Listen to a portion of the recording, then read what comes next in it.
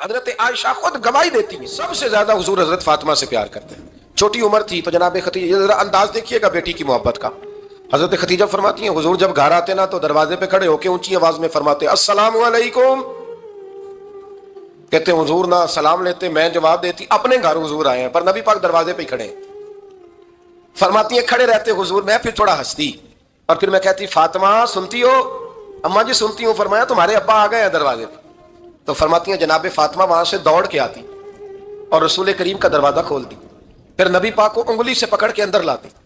فرماتی ہیں جب تک وہ جاتی نہیں اللہ کے رسول دروازے پہ کھڑے رہتے، وہ انگلی پکڑ کے لاتی، پھر رسول کریم انہیں گود میں بٹھا لیتے. فرماتے ہیں وہ چھوٹی چھوٹی باتیں پوچھتی اور حضور ان کے بڑے بڑے جواب دیتے. وہ چھوٹی چھوٹی باتیں، بچپن کی ایک بات لکھی ہے ہمارے محدثین نے. ایک دن چھوٹی عمر میں، بالکل چھوٹی عمر میں حضرت فاطمہ نے پوچھا یا رسول اللہ میں اپنے رب کو کب دیکھوں گی؟ اللہ اکبر، عمر چھوٹی اور بات بڑی کر دی، میں کب دیکھوں گی؟ تو حضور نے فرمایا فاطمہ بڑی جلدی، رب کریم تمہیں جنت میں لے جائے گا اور ساری جنتی عورتوں کی سردار بنائے گا اور پھر میرا رب تجھے اپنا دیدار بھی کرائے گا. تو جناب فاطمہ تو زہرا رضی اللہ تعالیٰ عنہا چھوٹی چھوٹی باتیں کرتی ہیں. حضرت خدیجہ کہتی ہیں جب چلے جاتے نا حضور تو میں پھر بلاتی، میں کہتی ادھر آنا فاطمہ، کیا باتیں کر رہی تھی اپنے ابا سے؟ تو کہتی پھر وہ مجھے بتاتی بھی اور راضی بھی ہوتی. یہ سلسلہ آخر تک چلا، یہ حضرت فاطمہ سے راز کی باتیں کرنا حضور کا آخر تک چلا. بخاری مسلم میں حدیث، وہاں راوی حضرت خدیجہ ہے، یہاں راوی حضرت عائشہ صدیقہ ہے. جناب عائشہ صدیقہ کہتی ہیں حضور کے وصال ظاہری سے کچھ دن پہلے خود نبی کریم علیہ السلام نے حضرت فاطمہ الزہرا کو بلایا، اور جب وہ آئیں تو کہتی ہیں ان کو میں نے آتے دیکھا تو میں نے پھر حضور کو ان کے استقبال کے لیے کھڑے ہوتے بھی دیکھا. پھر حضور نے ان کا ماتھا چوما، جہاں بیٹھے تھے وہاں بٹھایا، پہلو میں بیٹھ گئے اور فرماتی ہیں پھر باپ بیٹی باتیں کرنے لگے. میں کوئی چیز بنا رہی تھی تو جناب عائشہ کہتی ہے میں نے دیکھا کہ حضور نے ان کے کان میں کوئی بات کہی تو جناب فاطمہ رونے لگے. پھر حضور نے کان میں کچھ کہا تو وہ مسکرانے لگی. کہتی ہیں حضور وہ بات کر کے تشریف لے گئے، فاطمہ ابھی بیٹھی تھی، میں آئی، میں نے آ کے کہا کہ فاطمہ بتاؤ نبی کریم علیہ الصلوۃ والسلام نے آپ سے کیا کہا؟ کبھی ہنستی تھی کبھی روتی تھی. تو فرمایا حضور نے منع کیا ہے، یہ میرا اور میرے نبی کا راز ہے، میں حضور کی حیات ظاہرہ میں یہ بات کسی کو بتا نہیں سکتی. فرماتی ہیں کہ فاطمہ سے تو میں نے پوچھ لیا پر حضور سے پوچھنے کی تو ضرورت ہی نہیں تھی نا، لیکن وہ راز کی بات تھی. کچھ دن گزرے تو حضور بیمار ہو گئے، پھر کچھ دن گزرے تو حضور کا وصال ہو گیا. فرماتی ہیں کچھ عرصے کے بعد میں سیدہ فاطمہ الزہرا سے ملی تو میں نے کہا فاطمہ وہ بھید کھول تو دے، آج تو کھول دے وہ راز کیا تھا. آپ کو بلایا گیا، پھر آپ آئیں، پھر حضور نے بات کی، پھر نبی کریم علیہ السلام کے بات کرنے پر کبھی آپ روئیں کبھی آپ ہنسی، تو یہ کیا تھا؟ تو کہتی ہیں جناب فاطمہ پھر رونے لگی، کہنے لگی ہاں اماں جی اب میں پردہ کھول دیتی ہوں، اب میں راز بتا دیتی ہوں. حضور کا وصال ظاہری ہو گیا. فرمانے لگی مجھے حضور نے بلایا اور میرے کان میں فرمانے لگے فاطمہ وقت تھوڑا رہ گیا ہے، اب تیرے والد نے جانے کا پروگرام بنا لیا ہے، اب نہ ٹائم آ گیا ہے بچھڑنے کا. فرماتی ہیں جب میں نے یہ بات سنی تو میں رو پڑی، حضور آپ بچھڑ جائیں گے؟ کہتی ہے میں روئی. ذرا حدیث کے جملوں پہ غور کرنا. ماتی تھوڑی دیر گزری تو حضور نے میرے کان میں کہا فاطمہ پتر رو نہ، بیٹے رو نہ، میرے جانے کے بعد جو سب سے پہلے میرے پیچھے آ کے مجھے ملے گی نا بیٹی وہ تو ہی ہوگی. اللہ کرے میں سمجھا سکوں آپ کو بات. جب کہا نا کہ میں وصال کروں گا تو رو پڑی، اور جو کہا نا میرے بعد تیرا بھی جلدی وصال ہو جائے گا تو حضرت فاطمہ نے ہنسنا شروع کر دیا. کیا پیار ہے میرے محبوب علیہ الصلوۃ والسلام کے ساتھ جناب فاطمہ کا. ان کے وصال کی خبر سنی تو رو پڑی اور اپنے کی سنی تو ہنس پڑی. اور پھر حضور نے کہا فاطمہ تجھے یہ بھی پتا ہے نا کہ اللہ تجھے جنتی عورتوں کا سردار بنائے گا، یہ بھی تجھے پتا ہے. تو جناب فاطمہ الزہرا کے ساتھ شروع سے لے کر آخر تک میرے رسول کریم علیہ السلام کی محبت رہی، پیار رہا. اور جناب فاطمہ کا جو حضور سے پیار تھا، چھوٹی سی عمر تھی حضرت فاطمہ کی جب حضرت خدیجہ وصال کر گئی تو کسی نے کہا فاطمہ سب سے پہلے گھر سے کب نکلنا ہوا؟ تو بخاری مسلم میں حدیث ہے اللہ کے نبی نا بیت اللہ شریف کے سامنے سجدے میں تھے تو ابو جہل کو شرارت سوجی، شرارت.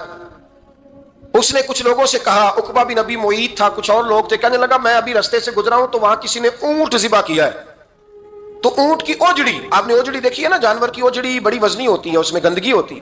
اونٹ کی اوجڑی بڑی وزنی ہوتی تھی. کہنے لگا وہاں اونٹ کی اوجڑی پڑی ہے، وہ دیکھو نبی پاک معاذ اللہ سجدے میں ہے، تو معاذ اللہ ثم معاذ اللہ وہ اونٹ کی اوجڑی اٹھاؤ حضور کی گردن پہ رکھ دو. تھوڑا سا مشکل سے جمعہ پڑھنا پڑ جائے نا، اور تھوڑا سا مشکل سے پڑھانا پڑ جائے تو ہم دین کے بہت بڑے خدمت گزار بن جاتے ہیں. یہ دیکھو سجدے کتنی مشکل سے ہو رہے ہیں، یہ دیکھو سجدے کتنی مشکل سے ہو رہے ہیں، کتنی مشکل سے حضور کے سر انور پر اوجڑی رکھ دی۔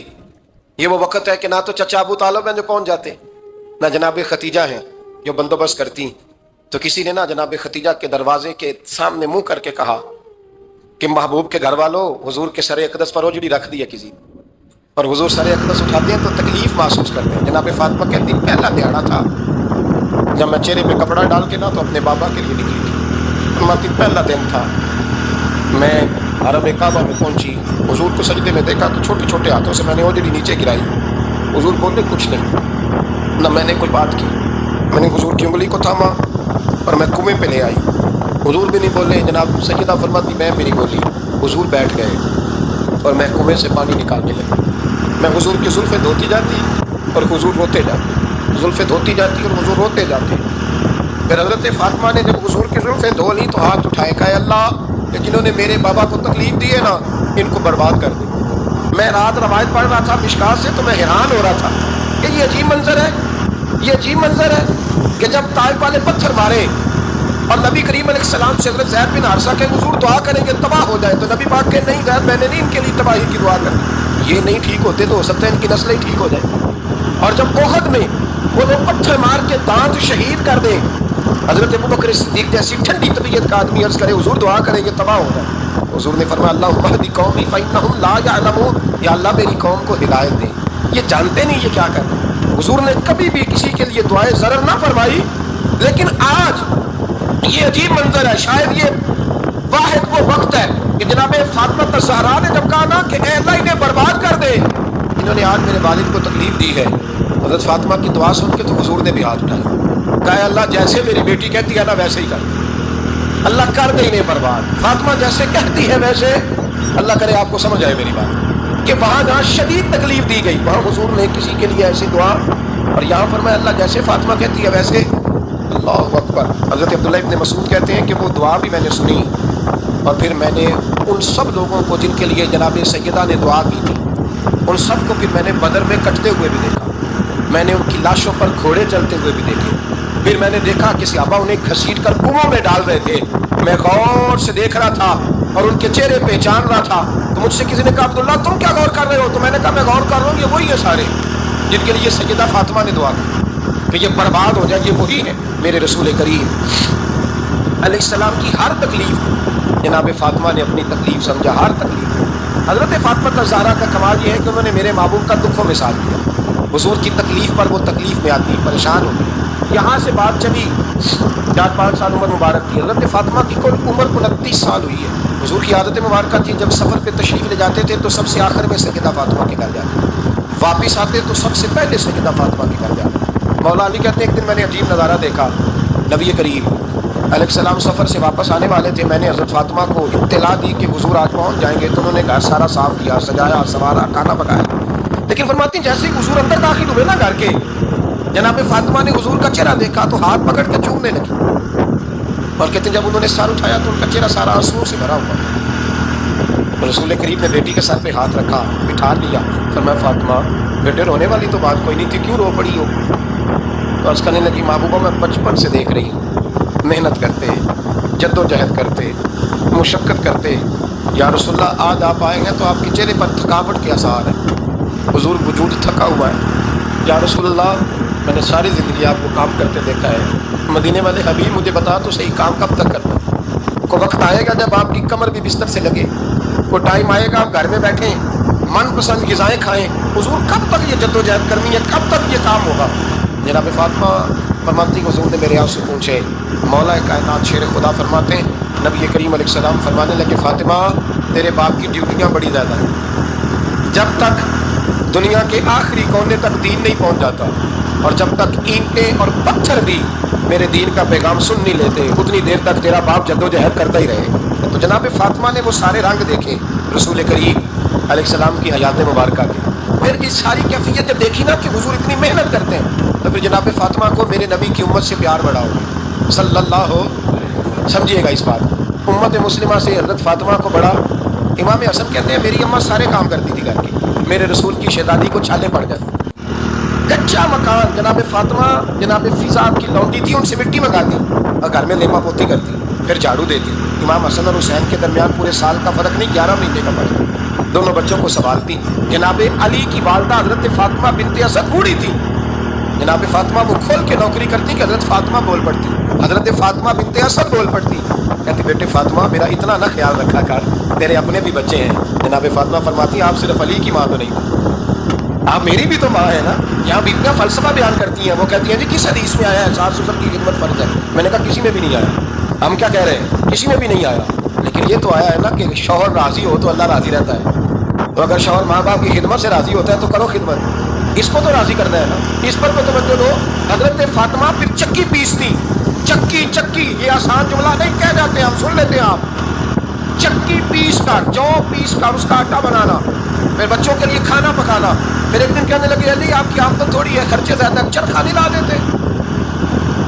فاطمہ کیا کرو گی؟ فرمایا تھوڑا سا سوٹ بنا لیا کرو گی، تم بیچ آیا کرنا. چلو میں تھوڑا ہاتھ بٹاؤں گی. یہ ساری ڈیوٹیاں کر کے حضرت حسن فرماتے ہیں پھر عزت والے رسول کی عزت والی بیٹی، پھر شانوں والے نبی کی شانوں والی بیٹی، پھر پاک محبوب کی پاک شہزادی، ساری ڈیوٹیاں کر کے رات کو مولا علی سے کہتی اگر آپ اجازت دیں تو اللہ کو راضی نہ کر لوں. حضرت علی فرماتے فاطمہ جیسے دل کرے. تو امام حسن کہتے ہیں پھر میری ماں مصلی بچھا لے، مصلی، اور پھر ساری رات کو نماز پڑھتی، ساری رات. اور فرماتے ہیں جب سویرے ہاتھ اٹھاتی تو پہلی دعا یہ کرتی اے اللہ میرے رسول کی امت پہ رحم فرما، اے اللہ میرے رسول کی امت پہ رحم فرما. تو کہتے ہیں زمانے بیت گئے یہ دعا سن کے. جب دن میں قریب گیا تو میں نے کہا اپنی حضور کوئی دعا میرے لیے بھی کر دیں، کوئی حسین کے لیے بھی کر دیں، کوئی زینب کے لیے بھی کر دیں. ساری دعائیں امت مصطفیٰ امت مصطفیٰ امت مصطفیٰ. کتنا بڑا جملہ ہے، کتنا بڑا شیخ موقع نے لکھا، کتنا بڑا. جناب فاطمہ فرمانے لگی تیرے لیے بھی کرتی ہوں، حسین کے لیے بھی کرتی ہوں، زینب کے لیے بھی کرتی ہوں، سب کے لیے کرتی ہوں. اور دیکھا یاد رکھنا فاطمہ کی دعاؤں پر پہلا حق میرے رسول کی امت کا ہے. فاطمہ کی اصل میں بات بہت خوشی کی سنا دی میں نے آپ، لیکن آپ وہیں سست کے سست رہ گئے. یہ کسی عام آدمی کی دعا نہیں، پیر صاحب کی درویش صاحب کی رٹی رٹائی دعا نہیں، یہ سیدہ فاطمہ کی دعا ہے. آپ کو اتنا بڑا خزانہ مل رہا ہے اور آپ سمجھے نہیں بات کو. حضرت فاطمہ فرمانے لگی میری دعاؤں پر سب سے زیادہ حق میرے رسول کی امت کا ہے، تو میں یہ حق ہمیشہ ادا کرتی رہوں گی، میں انہیں دعائیں ہمیشہ دیتی رہوں گی. حضرت فاطمہ بڑا پیار کرتی. امام حسن کہتے ہیں کہ ایک پورا دن گزر گیا، کھانے کو کچھ نہ ملا. اگلی شام آ گئی تو چند روٹیاں کھانے میں ملی. چاول لائے حضرت علی، جناب فاطمہ نے پیس کے روٹی پکائی. فرماتی ہیں سب کو کھانا کھلا دیا تو اپنی روٹی آپ نے رکھ لی. جب آپ کھانا کھانے لگی، کھانے پر ہاتھ ہی رکھا تھا کہ دروازے پر کسی نے صدا دی. تو کہتے ہیں بولنے والے کے لفظ بڑے عجیب تھے، جس نے صدا دی نا اس کے لفظ بڑے عجیب تھے. کہنے لگے اور رسول اللہ کی بیٹی میں 2 دن سے فاقے میں، تو مجھے پتا ہے اس گھر سے روٹی ضرور ملے گی. جناب فاطمہ نے نہ کھانا اٹھایا. امام حسن کہنے لگی بیٹے دے آ. جناب حسن کہتے ہیں مجھے بڑی تکلیف ہوئی، ہم سب کھانا کھا چکے تھے، مولا علی بھی کھا چکے تھے، صرف میری اماں نے نہیں کھایا تھا. ماں اور بیٹے کا پیار، اور پھر حسن حسین اور سیدہ کا پیار. فرماتے میں نے کہا اماں جی آدھی دے دیتے ہیں، آدھی آپ کھا لیں، پورا دن گزر کے آپ فاقے سے ہیں. کہتے ہیں حضرت فاطمہ نے میرے سر پہ ہاتھ رکھا، پھر میرا ماتھا چوما. کہنے لگی بیٹا تو نے اس کی آواز نہیں نہ سنی جس نے صدا لگائی؟ اس نے نہ تو علی سے بات کی نہ تیرے ساتھ بات کی، اس نے تو کہا رسول اللہ کی بیٹی. تم نے صدا نہیں نہ سنی، اس کے لفظ کیا ہے؟ اس نے تو میرے ساتھ بات کی. اور پھر فرمایا بیٹے میں 1 دن سے فاقے میں ہوں، وہ 2 دن سے فاقے میں. میرا 1 دن گزارا اور ہو جائے امت کے ساتھ. ایک دن نا ایک نبی پاک کی بارگاہ میں ایک شخص آیا، اس نے کلمہ پڑھا. قبیلہ بنو سلیم سے اس کا تعلق تھا. نبی کریم علیہ السلام نے اس سے اس کی مالی حالت پوچھی. تو اس کہنے لگا یا رسول اللہ صلی اللہ علیہ وسلم میرے قبیلے میں 3000 لوگ اور سب سے غریب میں ہی. نبی کریم صلی اللہ تعالیٰ علیہ وسلم نے فرمایا اس کی مدد کرو بھائی. حضرت سعد بن عبادہ اٹھے تو انہوں نے نا اس کو کہا کہ میری اونٹنی باہر کھڑی ہے تو یہاں سے اٹھ کے چل میں اونٹنی تجھے دیتا ہوں. مولا علی شیر خدا اسی وقت اٹھے اور آپ نے اپنے سر سے امامہ شریف اتارا. فرمایا میں نے کل ہی خریدا ہے، یہ میں تمہیں تحفے میں دیتا ہوں. حضور نے نا حضرت سلمان فارسی کی ڈیوٹی لگائی. فرمایا اسے سواری بھی مل گئی، کپڑے بھی مل گئے، اس کے کھانے کا بندوبست کر، پتہ کر کس گھر میں کھانا ہے تو لا. حضرت سلمان فارسی کہتے ہیں میں گلی میں نکلا تو پہلی نظر میری سیدہ فاطمہ کے دروازے میں پڑی. میں نے دستک دی، سیدہ فاطمہ اندر سے بولی کون ہے؟ میں نے کہا میں غلام سلمان فارسی. جناب فاطمہ تزارہ سے میں نے عرض کی ایک بندہ آیا ہے، کلمہ پڑھا ہے، اور وہ کہتا ہے 3000 آدمی میرے قبیلے میں ہے اور سب سے غریب میں ہوں. تو اماں جی اس کو مولا علی نے امامہ دے دیا ہے اور حضرت صاحب بن عبادہ رضی اللہ تعالیٰ عنہ نے اونٹنی دے دی ہے. اب حضرت فاطمہ فرما سکتی تھی کہ جب شیر خدا نے دے دیا ہے تو ہمارا تو حصہ پڑ گیا. تو فرمانے لگی بھائی میرے ساتھ کیا مطالبہ ہے بتاؤ جلدی کرو. کہا کھانا نہیں کھایا اس نے. تو آپ فرمانے لگی کھانا دیتے ہیں.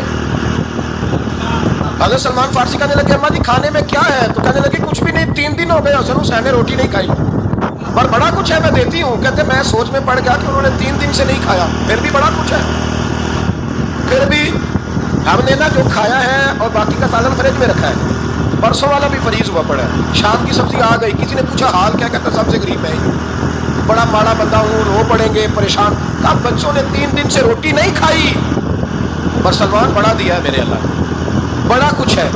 کہا اماں جی پھر کرنا کیا ہے؟ فرمایا تو ٹھہرنا میں بتاتی ہوں۔ کمبل پڑا تھا، بسترا سمجھ لیں، موٹا اوڑھنے کا، کھدر کا۔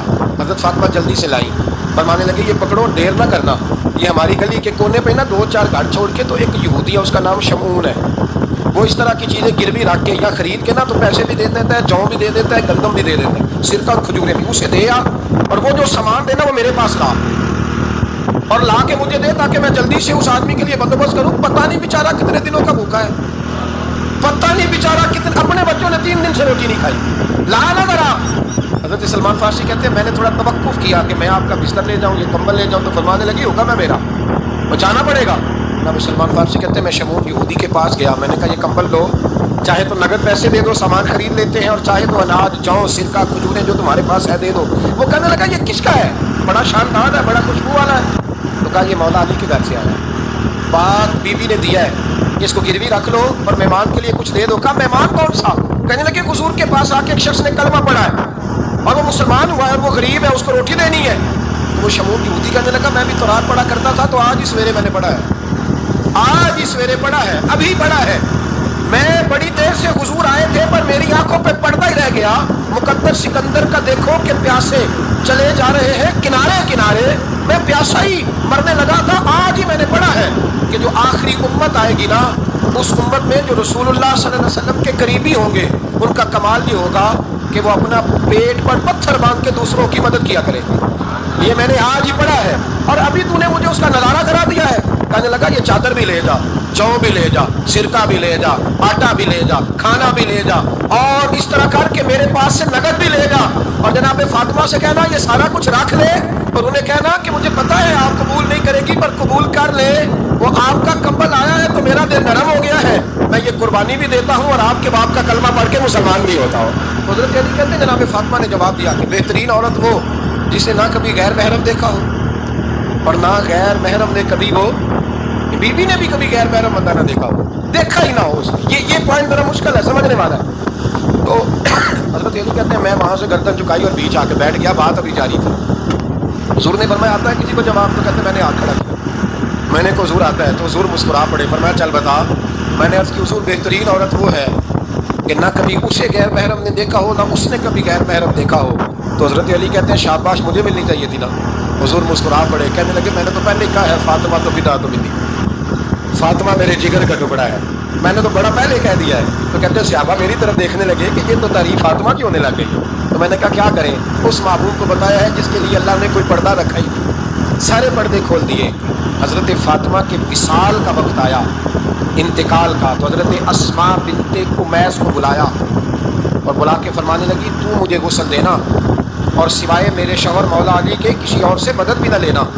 اور فرمانے لگی میں نے حبشہ کے بارے میں سنا ہے کہ وہاں جب بیویوں کا جنازہ اٹھتا تھا تو وہ لوگ چارپائی کے اوپر یوں کر کے اس طرح کر کے لکڑیاں لگاتے تھے، نیچے باندھ لیتے تھے اور لکڑی میں لچک ہو تو اوپر جا کے پھر اس کو باندھ دیتے تھے تو پردہ بن جاتا تھا۔ فرمایا میں نے علی کو بتا دیا ہے، تمہیں بھی بتا رہی ہوں، جنازہ میرا رات کو اٹھانا اور لکڑیاں لگا کے نا تو اوپر پردہ کر لینا، میرے وجود پر پڑی ہوئی چادر پر بھی کسی کی نظر نہیں پڑنی چاہیے۔ رات کو جنازہ اٹھانا اور رات کو مجھے دفن کر دینا۔ مدینہ منورہ میں حضور کے وصال ظاہری کے 6 ماہ بعد جناب فاطمہ زہرا کا جنازہ اٹھا، تو مسجد نبوی شریف سے ایک شخص اپنی داڑھی آنسوؤں سے بھگوتا ہوا نکلا۔ حضرت ابوبکر صدیق نے کھڑا کر کے پوچھا کیوں نبی پاک کے چچا عباس روتے کیوں ہو؟ حضرت عباس کہنے لگے پہلے حضور گئے تھے، اب نبی پاک کی تصویر بھی چلی گئی۔ کیا ہوا؟ کہ جناب فاطمہ کا وصال ہوا، پھر سے ایک دفعہ مدینے میں رات آئی، پھر سے شام ہوئی، پھر سے جنازہ اٹھا۔ شیر خدا علی المرتضیٰ رضی اللہ تعالیٰ عنہ نے، حضرت عباس نے، حضرت قسم بن عباس نے، حضرت عبداللہ ابن عباس نے تدفین سے فارغ ہوئے۔ ایک روایت ہے کہ حضرت عباس نے جنازہ پڑھا اور ایک مستند روایت ہے کہ حضرت ابوبکر صدیق نے جنازہ پڑھا۔ اور جب جنازہ پڑھا کر کے باہر نکلے تو حضرت علی شیر خدا کی آنکھوں میں آنسو تھے. اتنے کالی روتے کیوں ہو؟ فرمانے لگے صرف فاطمہ نہیں گئی، مصطفیٰ کریم کی امت کے لیے دعائیں کرنے والا ایک بڑا ہاتھ رخصت ہوا ہے. ایک بڑا ہاتھ جناب فاطمہ الزہرا نے 29 سال کی عمر مبارک گزاری. میں نے پہلے بھی ایک دفعہ یہ موضوع بیان کیا تھا تو میں نے بات کر دی تھی، کیونکہ میں نے نہیں کی، وہ بات کسی اور کی ہے، کرنی بڑی ضروری ہے. علامہ اقبال کہنے لگے، اسرار بے خودی میں لکھنے لگے کہ فاطمہ جو تو نے کیا ہے وہ کوئی نہیں کر سکتا. اقبال کہنے لگے فاطمہ جب تجھے دیکھتا ہوں نا تڑپ اٹھتا ہوں. کہنے لگے فاطمہ میرے رسول کریم نے نا میرے پاؤں میں شریعت کی زنجیریں باندھ دی ہیں، اگر مجھے شریعت منع نہ کرتی، حضور پابند نہ کرتے تو میں کعبے کا طواف نہ کرتا، تیری قبر کا طواف کرتا.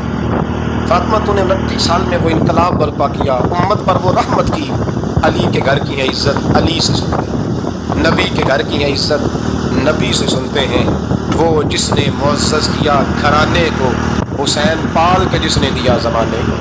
اور میرے اعلیٰ حضرت فرماتے ہیں سیدہ زاہدہ طیبہ طاہرہ. کبھی آپ اگلا فقرہ سنیں تو بریلی کے امام نے یاد کر دی. فرمانے لگے جان احمد کی راحت پہ لاکھوں سلام. جان احمد کہتے ہیں نبی پاک کی جو جان ہے وہ سیدہ فاطمہ ہے. اور صرف جان نہیں، یہ وہ والی حضور کی جان ہے جس سے نبی پاک سکون حاصل کرتے ہیں، راحت حاصل کرتے ہیں. جان احمد کی راحت پہ، اور اس کا ایک ترجمہ یہ ہے کہ نبی پاک کی جان کو سکون حضرت فاطمہ کی وجہ سے ملا. جان احمد کی راحت پہ لاکھوں سلام. اور حضرت حسنین کریمین کا ذکر کرتے ہوئے فرماتے ہیں آپ تطہیر سے جس میں پودے جمے. حضرت فاطمہ کے بارے میں کچھ روایتوں میں یہ آتا ہے کہ عورتوں کی طرح انہیں حیض و نفاس نہیں آتا تھا، اللہ نے پاک پیدا فرمایا، اور مولا علی تو پہلے ہی پاک ہے. تو فرماتے ہیں یہ جو بچے ہوئے نا یہ آپ تطہیر سے جس میں پودے جمے. یہ بریلی کے امام کی محبت ہے سیدہ فاطمہ سے اور حسنین کریمین سے. کیا انداز ہے، کہنے لگے آپ تطہیر سے جس میں پودے جمے، اس ریاض نجابت میں لاکھوں سلام. اس ریاض، پتہ نہیں کہاں بیٹھ کے لوگ اہل بیت کی شان بیان کرتے ہیں. اہل بیت کی شان سننی ہے تو بریلی کے امام سے سنو. اس ریاض نجابت میں کہتے ہیں حضرت فاطمہ صرف پاک نہیں، پاکیزگی کا پورا باغ ہے، پورا. یعنی ان کی چھاؤں بھی پاک ہے، ان کا سایہ بھی، ان کا پھل بھی، ان کی ٹہنیاں بھی، بولے تو صحیح یار، ان کی ٹہنیاں بھی، ان کی زمین بھی. اس ریاض نجابت پہ لاکھوں سلام. اس ریاض نجابت پہ لاکھوں سلام. سیدہ زاہدہ طیبہ طاہرہ جان احمد کی راحت پہ